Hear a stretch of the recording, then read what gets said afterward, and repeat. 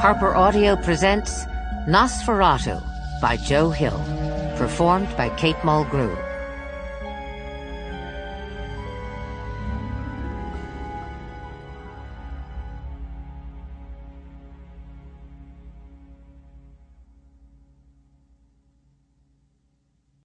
To my mom, here's a mean machine for the story queen. Die Toten reiten schnell, for the dead travel fast. Lenore, Gottfried Berger. Prologue. Season's Greetings, December 2008. FCI Englewood, Colorado. Nurse Thornton dropped into the long-term care ward a little before 8 with a hot bag of blood for Charlie Manx.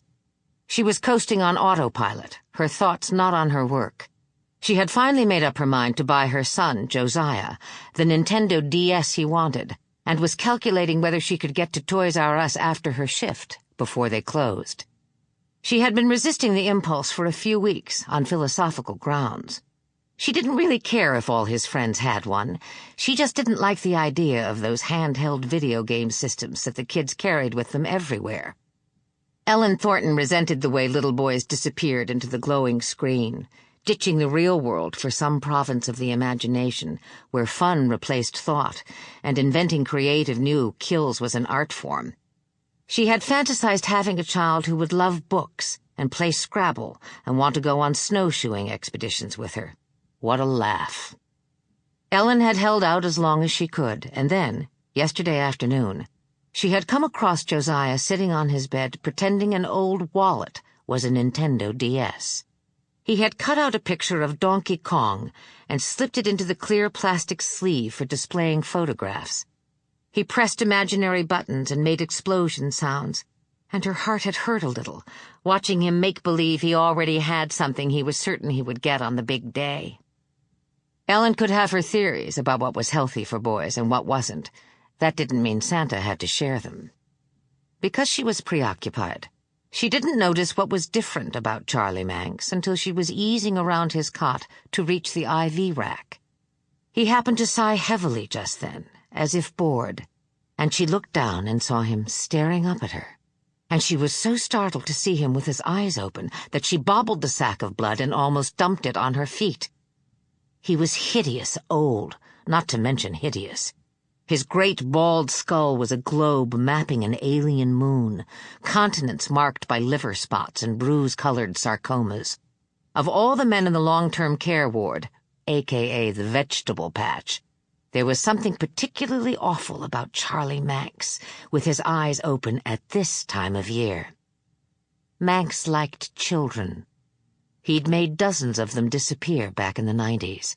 He had a house below the Flatirons where he did what he liked with them, and killed them, and hung Christmas ornaments in their memory.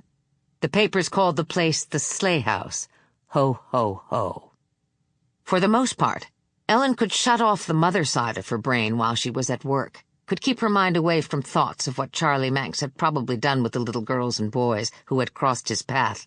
Little girls and boys no older than her Josiah. Ellen didn't muse on what any of her charges had done, if she could help it. The patient on the other side of the room had tied up his girlfriend and her 2 children, set fire to their house, and left them to burn. He was arrested in a bar down the street, drinking Bushmills and watching the White Sox play the Rangers.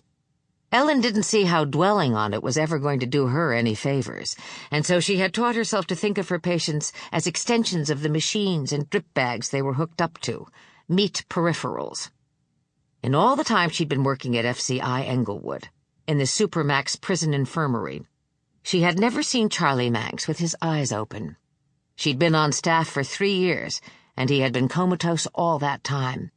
He was the frailest of her patients, a fragile coat of skin with bones inside. His heart monitor blipped like a metronome set to the slowest possible speed.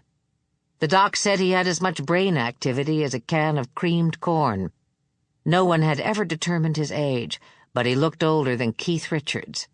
He even looked a little like Keith Richards.